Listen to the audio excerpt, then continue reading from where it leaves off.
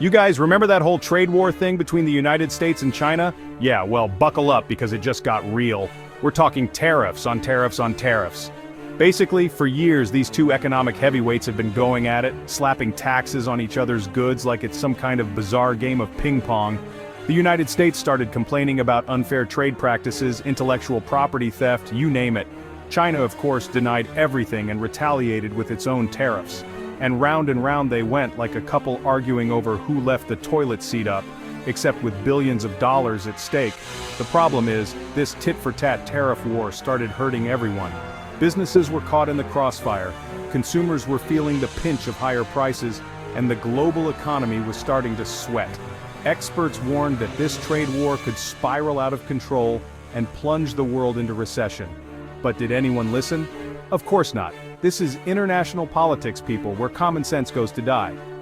So, yeah, things were tense, to say the least, but nobody expected what went down on April 9th, 2025.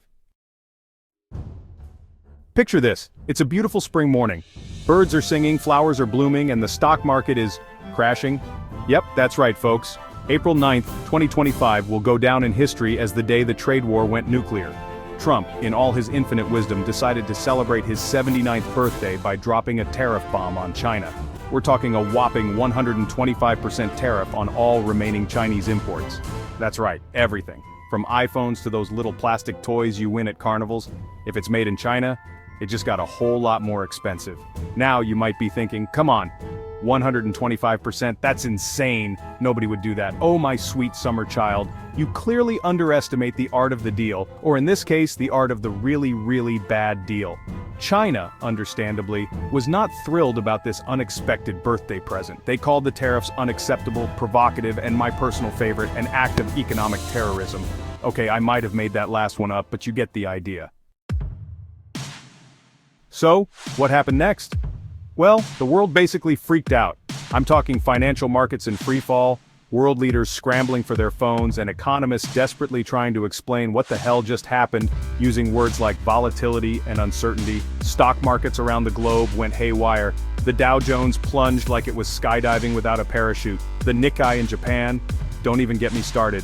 It was like watching a collective panic attack in real time. Investors were dumping stocks faster than you can say trade deficit, and nobody knew where the bottom was.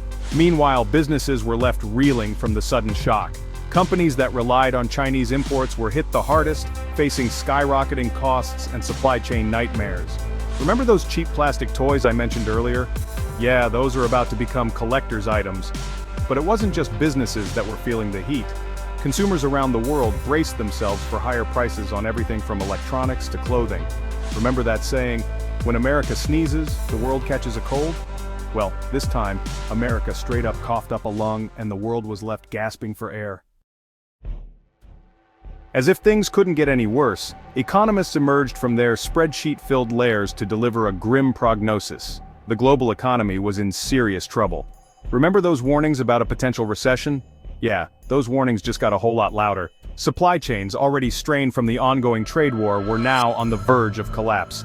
Businesses reliant on just-in-time inventory management were left scrambling for alternatives, while others faced the prospect of shutting down altogether. Certain sectors were hit particularly hard. The tech industry, heavily reliant on Chinese manufacturing, faced component shortages and production delays. Remember that new iPhone everyone was so excited about? Yeah, good luck getting your hands on one of those anytime soon. The agricultural industry, already reeling from previous rounds of tariffs, faced devastating losses as exports to China plummeted. Farmers, who had been promised protectionist policies would save them, were left wondering who would buy their surplus crops. Now, China wasn't just going to sit back and take this tariff tantrum lying down. Oh no, they had a few tricks up their sleeve, and they weren't afraid to use them. Remember how the U.S. tech industry was heavily reliant on Chinese manufacturing? Well, China decided to use that leverage to its advantage.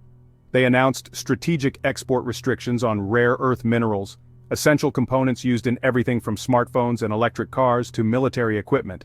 Basically, they cut off the supply of ingredients the U.S. needed to make all the cool tech stuff. Suddenly, the U.S. tech industry was in a full-blown panic. They realized they had become dangerously dependent on China, and now their worst nightmare was coming true. It was like that scene in Avengers Infinity War, where Thanos snaps his fingers and half the universe disappears. Except instead of superheroes turning to dust, it was iPhones and Teslas. This move sent shockwaves through the global tech industry and highlighted the dangerous game of interdependence that was playing out on the world stage. It was a stark reminder that in the interconnected world of the 21st century, economic warfare could have far-reaching and unintended consequences.